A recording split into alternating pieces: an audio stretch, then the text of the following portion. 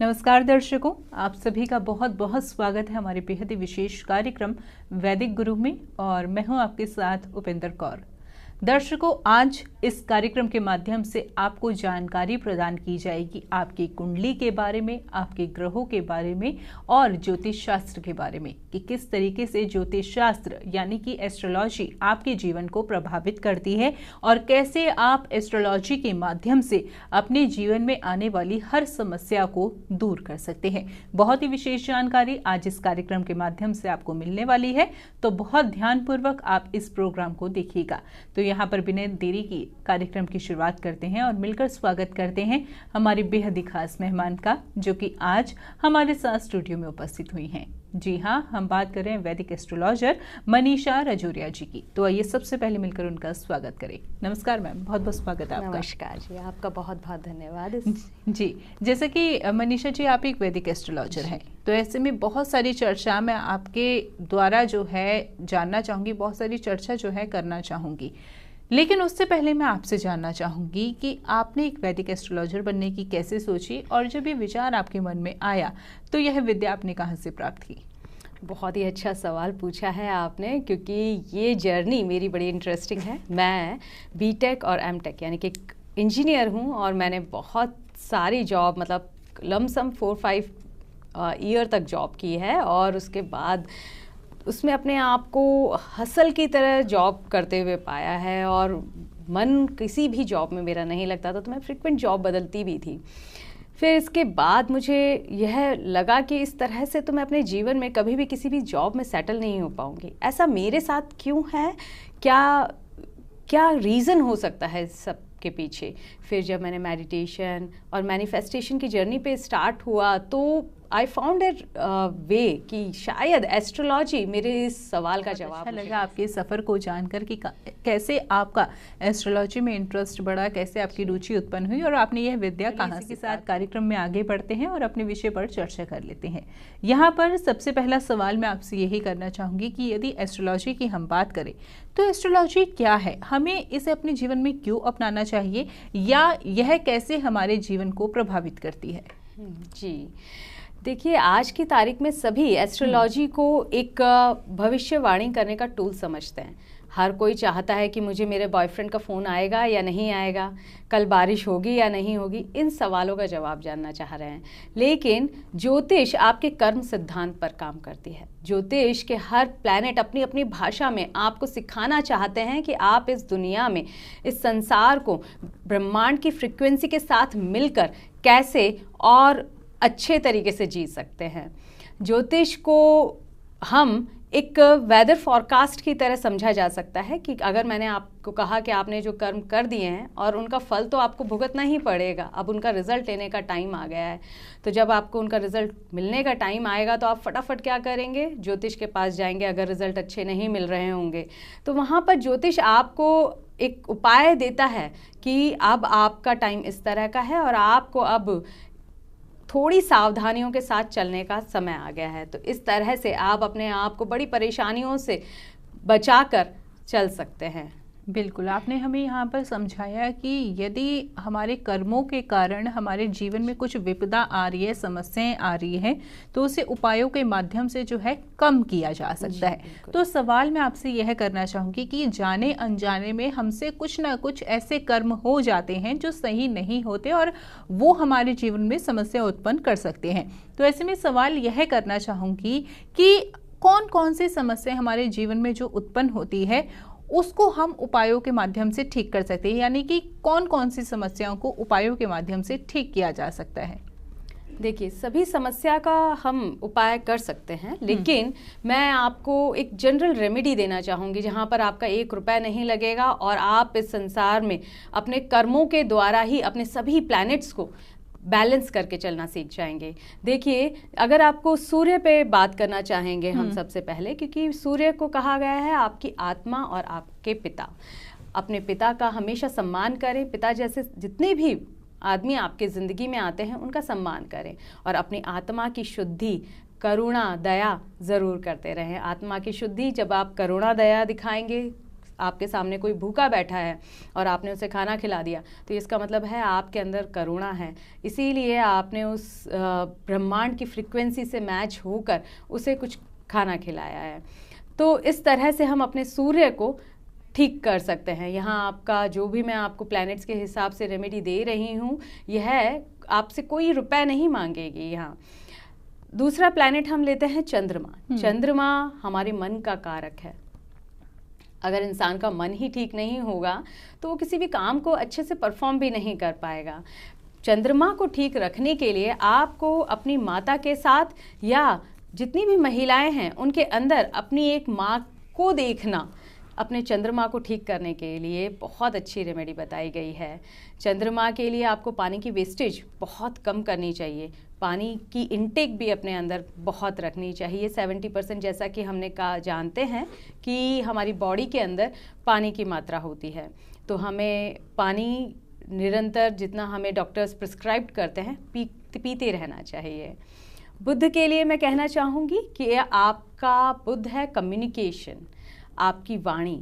आजकल बच्चे बहुत फ्रिक्वेंटली अब्यूज़ वर्ड्स यूज़ करते हैं। अगर इस तरह से वे लोग अपने बुद्ध को ख़राब करते हैं, अगर वे अब्यूज़ वर्ड्स यूज़ करना बंद कर दें तो उनका बुद्ध खुद ब खुद ठीक होने लग जाएगा। अपनी बहन बेटियां, अपने घर की बुआ, इनके साथ अपने रिश्ते, उनके परिवार के साथ अपने रिश्ते और उनका घर में आना जाना बनाए रखेंगे तो भी बुद्ध बहुत अच्छा आपके जीवन में काम करेगा।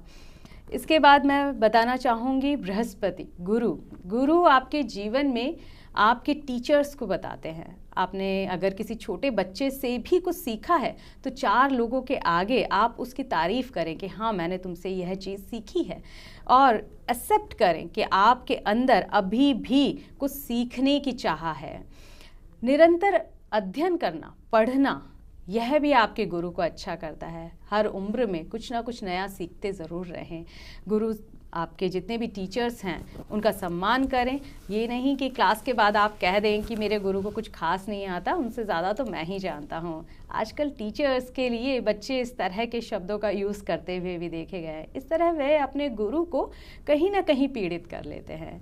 इसके बाद मैं शुक्र के ऊपर आना चाहूँगी। शुक्र आपकी लाइफ में लग्जरी लाता है, ये बात आपने सभी से सुनी होगी। शुक्र देव आपको सिर्फ लग्जरी लाइफ ही नहीं देते हैं, वे आपके स्पाउस के लिए रिस्पेक्ट भी चाहते हैं। फिर चाहे वो फीमेल हो चाहे मेल हो, इन दोनों को ही अपने अपने स्पाउस के लिए रिस्पेक्ट अवश्य रखनी चाहिए। इसके बाद हम बात करते हैं शनिदेव, जिनसे सभी बहुत डरते हैं। शनिदेव जो कि न्याय के कारक कहे गए हैं, आपके कर्मों का फल ज़रूर देना पसंद करते हैं और देते भी हैं। वे आपको इस जीवन में चाहते हैं कि धैर्य रखो और अपने जो कार्य आपने किए हैं उन पर भरोसा रखो। जब आप ये दोनों क्वालिटी शनि देव की अपना लेते हैं तो आप अपने शनि को खुद ब खुद अच्छा करते हैं। अपने सर्वेंट्स के साथ अच्छा बिहेव करें, आपके अंडर जितने भी काम करने वाले हैं उनके साथ अच्छा बिहेव करें। इसके बाद आते हैं राहु और केतु। राहु के लिए आपको टेक्नोलॉजी का एक्सेप्ट करना बहुत बहुत ज़रूरी है। अगर आप बहुत फ्रेंडली हैं टेक्नोलॉजी के साथ तो आप समझ जाइए कि आपका राहु बहुत अच्छा काम कर रहा है। और केतु के लिए संतों को उनका रिस्पेक्ट करना और अपना स्पिरिचुअलिटी में जाना, रिसर्च करना, ऑकल्ट करना, ये केतु के साइन हैं। अगर आप इन्हें अपने जीवन में अपनाते हैं तो आप केतु को बहुत अच्छा कर लेते हैं अपने जीवन में। और इस तरह आप अपने इन सभी रिश्तों को निभाते हुए भी इस संसार में विदाउट किसी पैसे रुपए लगे, 1 रुपए लगे, आप अपने सभी प्लैनेट्स को बहुत अच्छा कर लेंगे। बिल्कुल, और बहुत इजी रेमेडीज़ हैं। हालांकि यह सिर्फ हमारा आपस में समाज में किस तरीके से हम रह रहे हैं वह महत्वपूर्ण बात है, क्योंकि अगर हम आपस में अपने संबंधों को अच्छा रख रहे हैं तो ग्रह जो है हमेशा ही ठीक रहेंगे। आपने ऐसा बताया, तो इस तरीके से यह एक रेमेडी भी बन गई है। तो यानी कि हम यह समझ सकते हैं कि जो हमारे ग्रह हैं वो हमारे संबंध ही हैं। नहीं, ग्रह सिर्फ संबंध नहीं हैं। ये अपनी लैंग्वेज में आपको समझाना चाहते हैं कि आपको यहाँ पर इस जीवन के अंदर और किस तरह से रहना है। सिर्फ संबंध नहीं बताते हैं, संबंध तो इनका मेजर फैक्टर है। ये आप ये कर लेंगे तो आप काफ़ी कुछ अपने प्लैनेट्स को ठीक कर लेंगे, लेकिन इसके साथ साथ आपको अपने व्यवहार में भी चेंज लाना होगा। जैसे सूर्य के साथ है तो आपको करुणा और दया लाएंगे, तब आपको एरोगेंस, सूर्य का जो नेगेटिव इम्पैक्ट होता है, एरोगेंस लाना, एरोगेंट होना, घमंड आना, उन सबको थोड़ा नीचे करना होता है। इस तरीके से आप अपने और प्लैनेट्स के ऊपर अच्छा काम कर सकते हैं। चलिए, बहुत अच्छे से आपने हमें समझाया कि किस तरीके से ग्रह हमारे जीवन को प्रभावित करते हैं। और भी विशेष जानकारी मैं अवश्य आपसे प्राप्त करना चाहूँगी, लेकिन उससे पहले हमारे पास एक क्वेरी आई है, वो मैं आपसे लेना चाहूँगी। हमारे पास शर्मिता जी की क्वेरी आई है। इनका सवाल है कि ये न्यू जॉब सर्च कर रहे हैं, करंट जॉब को ये स्विच करना चाहती हैं और साथ ही साथ ये बेबी भी प्लान कर रही है, तो कंसीव ये कब तक कर पाएंगी? 2 सवाल हैं इनके। और इनकी डेट ऑफ बर्थ है 4 जनवरी 1993, समय है 4:30 शाम के, और जन्म स्थान है इनका राजस्थान। जी, देखिए इनकी राहु की दशा चल रही है और बुध है इस वक्त इनके साथ, जो कि 6ठे घर में बैठा है। तो इनको जॉब तो अभी स्विच करने की आवश्यकता नहीं होनी चाहिए, नहीं करनी ही चाहिए इन्हें। और कंसीव करने का तो बहुत अच्छा टाइम है, अगले महीने ये इस चीज़ के लिए प्लान कर सकती हैं। चलिए, बहुत अच्छे से शर्मिता जी आपने समझ लिया है कि उचित समय कब है कंसीव करने का और न्यू जॉब आपको कब तक मिलेगी, तो बातों का ध्यान अवश्य ही रखिएगा। चलिए, इसी के साथ कार्यक्रम में आगे बढ़ते हैं। अब यहाँ पर मैम एक सवाल मैं आपसे लेना चाहूँगी। जैसे कि आपने अभी थोड़ी देर पहले हमें प्रत्येक ग्रह की जो है रेमेडी बताई थी।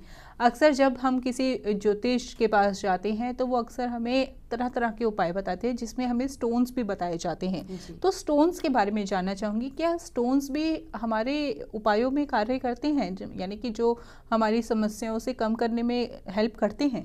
जी बिल्कुल। कलर्स थेरेपी अगर आपने सुनी है तो ये स्टोन्स भी एक थेरेपी की ही तरह काम करते हैं। तो स्टोन्स जब आपको ज्योतिष बताएं तो उन्हें अवश्य धारण करें, क्योंकि इनकी जो रेज होती हैं ये हमारी बॉडी के साथ मैच करती हैं और हमें अपने अपने रिजल्ट्स देती हैं।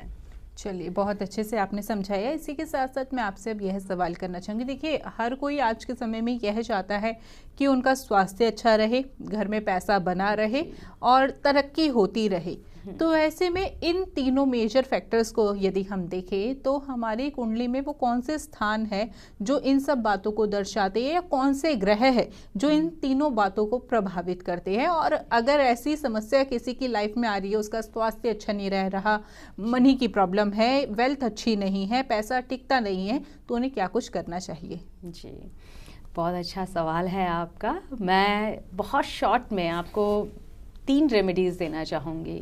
देखिए, सूर्य हमारी आत्मा के कारक हैं। अगर हम सूर्य को प्रतिदिन जल देते हैं, उसमें थोड़ा सा रोली, चावल और शक्कर मिला के, तो आप अपने स्वास्थ्य को अच्छा कर लेंगे।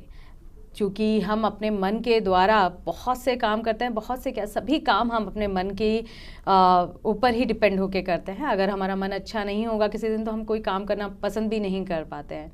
तो मन को अच्छा रखना भी बहुत ज़रूरी है। उसके लिए ज़रूरी है कि आप पानी को अपने अंदर इनटेक बैलेंस बनाकर रखें, पानी की वेस्टेज सबसे कम करें। और अगर बहुत ज़्यादा पीड़ित है मन, आप बहुत ज़्यादा विचलित रहते हैं, तो आप डेली 2-3 बूंदे गंगा जल की ज़रूर पिएं। इसके बाद अगर आप वेल्थ को लेकर बात करना चाहेंगे तो मैं आपसे कहूँगी कि कोई नियम बना लें कि सप्ताह में बृहस्पतिवार वाले दिन या फिर 7 महीने, जितना भी आप जैसा भी कंफर्टेबल हो, नियम बनाएं और विष्णु सहस्त्र नाम का पाठ करें। बिल्कुल, बहुत अच्छे से आपने हमें समझाया कि अगर हम वेल्थ अच्छी करना चाहते हैं, हेल्थ अच्छी करना चाहते हैं, तो क्या कुछ अभी करना चाहिए।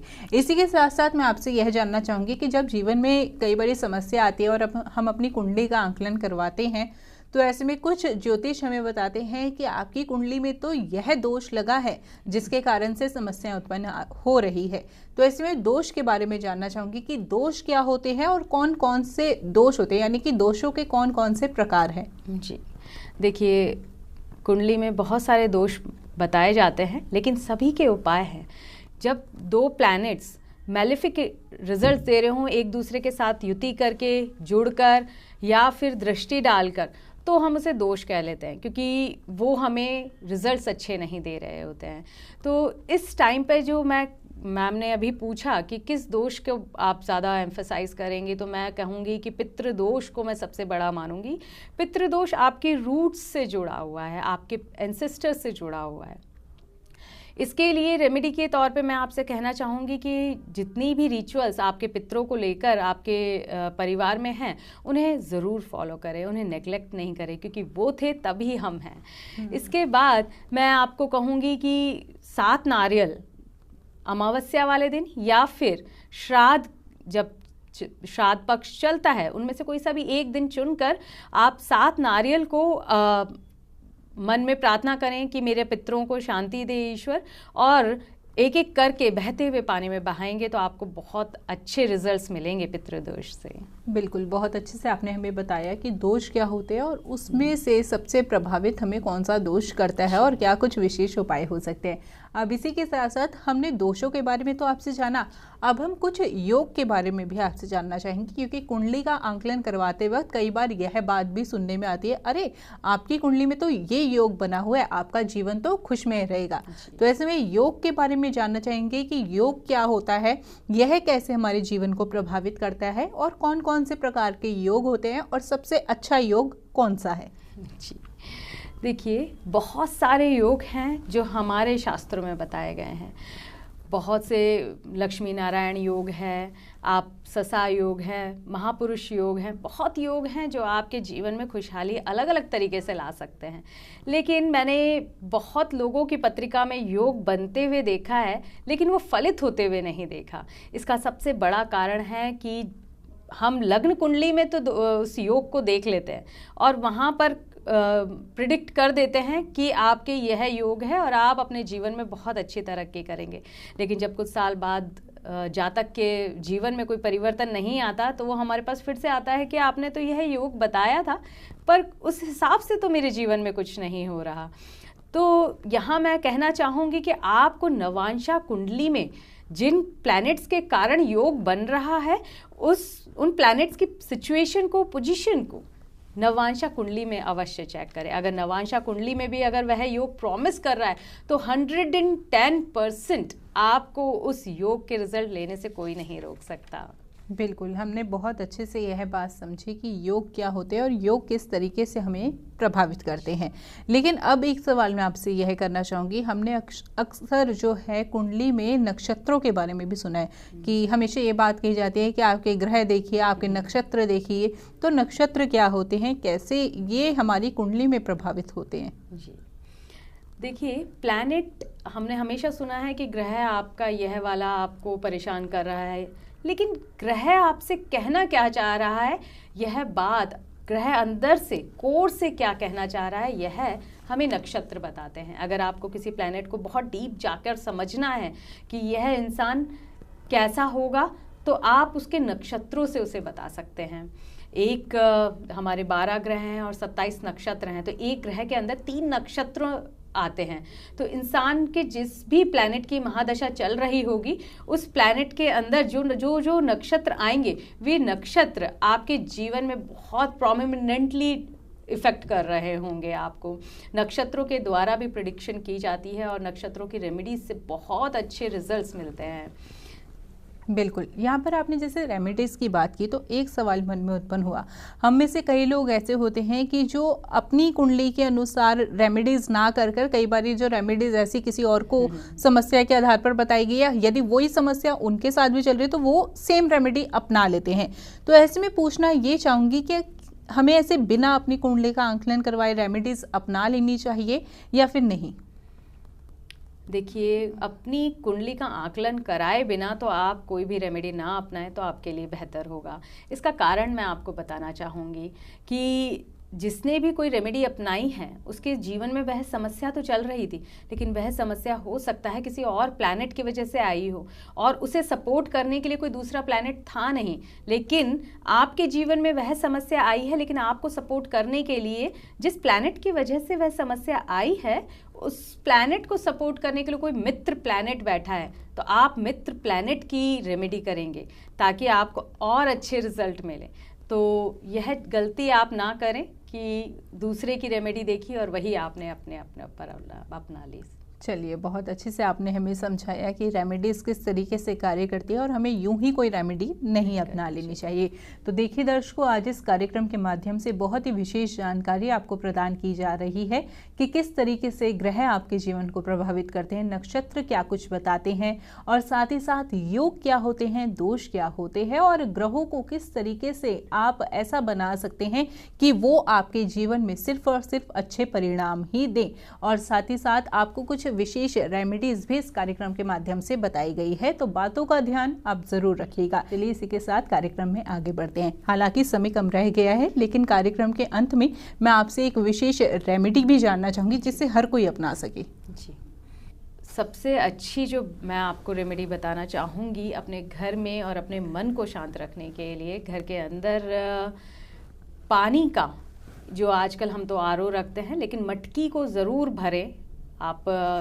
सिंबल है ये होना मटकी का। और मंदिर के अंदर पीतल का लोटा, इतना सा छोटा सा, जो भी साइज़ आपको लगता है, वह नॉर्थ ईस्ट की तरफ, उसकी डायरेक्शन जो होगी नॉर्थ ईस्ट की तरफ होगी, उसे भरकर रखें, उसमें थोड़ा सा गंगा जल ज़रूर मिला दें। बिल्कुल। तो क्या कुछ विशेष रेमेडी दर्शकों आप अपना सकते हैं, यह आपने बहुत अच्छे से समझ लिया है, जान लिया है। तो रेमेडी को उसी प्रकार से अपनाइएगा जैसा कि भी आपको बताया गया है। फिलहाल वक्त इशारा कर रहा है कार्यक्रम को यहीं पर विराम देने का। मैम, आप जुड़ी कीमती जानकारी दी, बहुत बहुत धन्यवाद। आपका बहुत बहुत शुक्रिया। Thank you.